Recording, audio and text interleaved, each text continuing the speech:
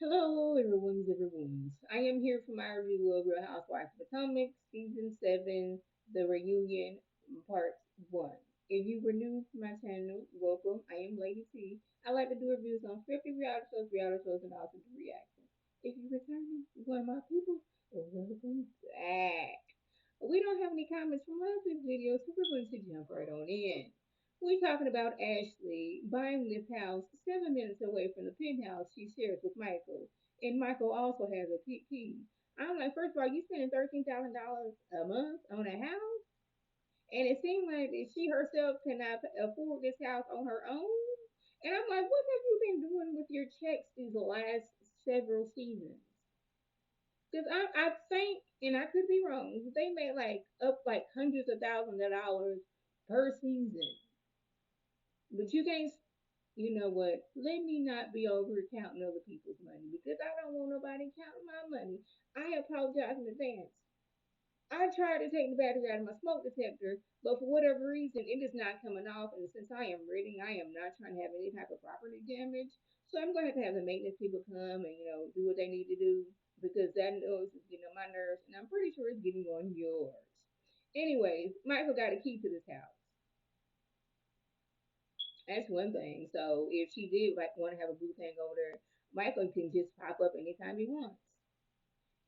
Then we find out that the prenup did not work in her favor.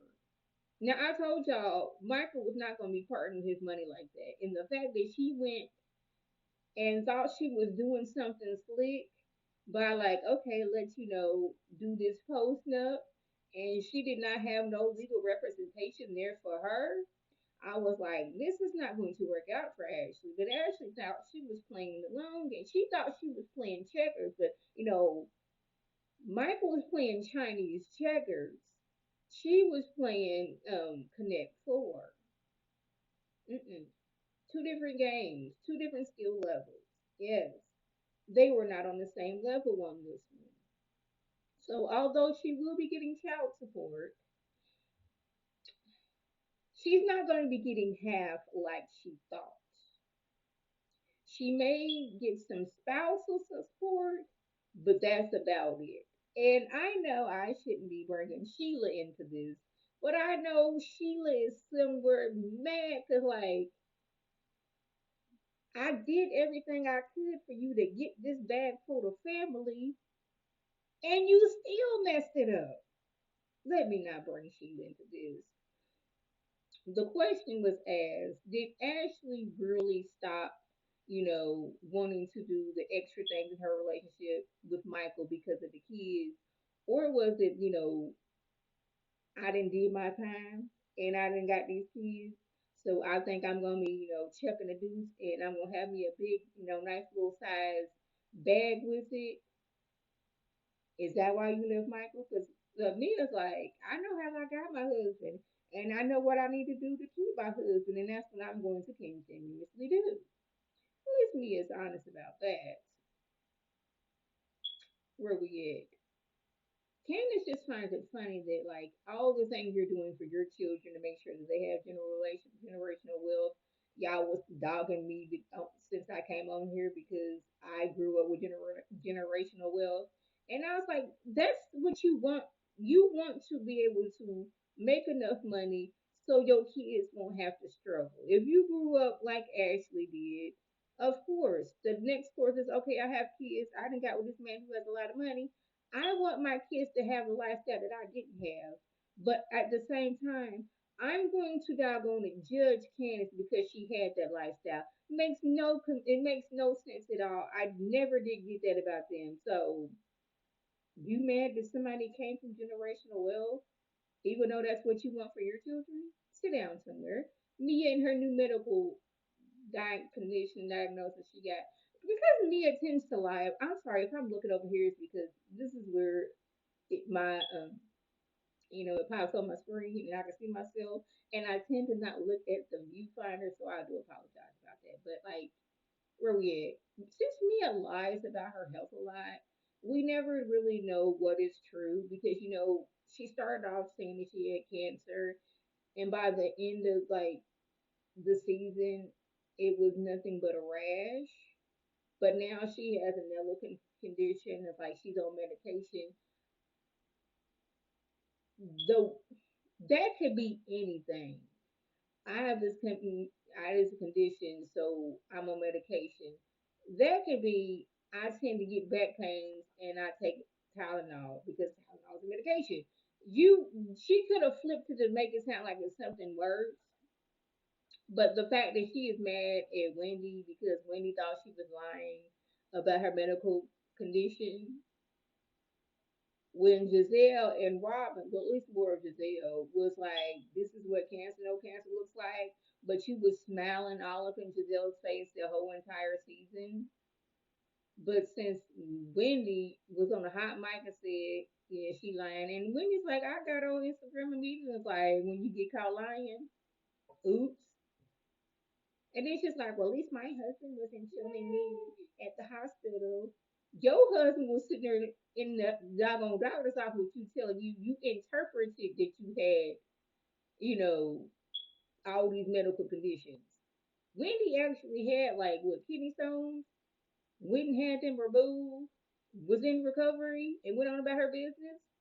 You had for one point forgot that you was telling these stories, and when people asked you how you was feeling, you was acting surprised.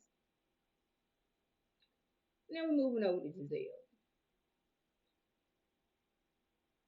Giselle really tried it. I guess she was tired of being dragged because she got dragged. Her, Robin, and Ashley got dragged this whole entire season from the lies they told about Chris.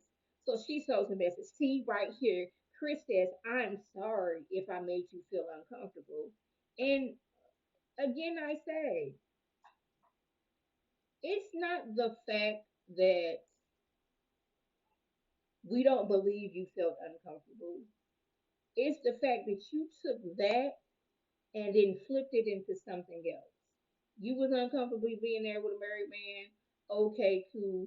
You didn't like the optics, but you didn't say anything else to elaborate on that. You didn't even bring it up in no time until Ashley was like, "Well, yeah, Chris was in my DMs," which he wasn't. He responded to a story that you wrote. So this is when Giselle gets the bright idea. I can use this to make it seem like, Chris is out here trying to get with me. He trying to be a sneaky link. And when Candace called her on that, it's like, you said all these different things about my husband. What did I say? Well, you said he wanted to be a sneaky link. You said men are always trying to get with you, and he was trying to see if I was with it. And here go Robin again, jumping in front of the store to save Giselle, talking about something we can all agree that it is inappropriate for a married man to be in a hotel with a single woman. I was like, you should be telling that to Juan, because is that not what Juan did?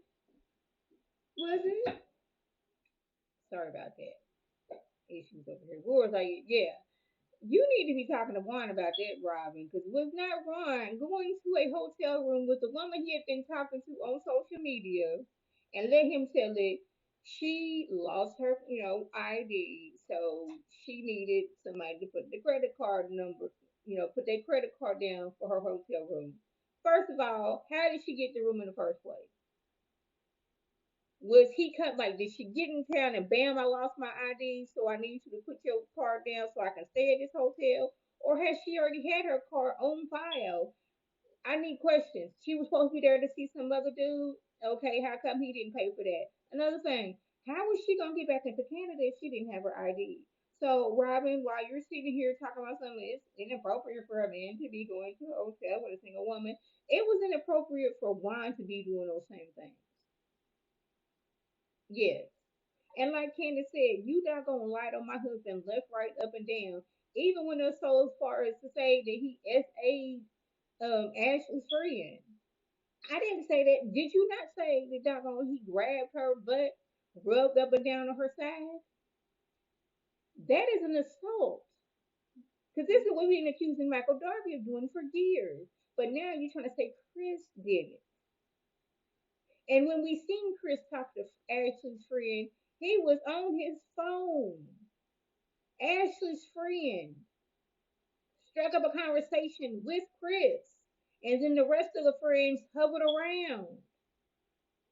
And If you ask me, I wouldn't be surprised if Ashley told them to do that, to get some mess started.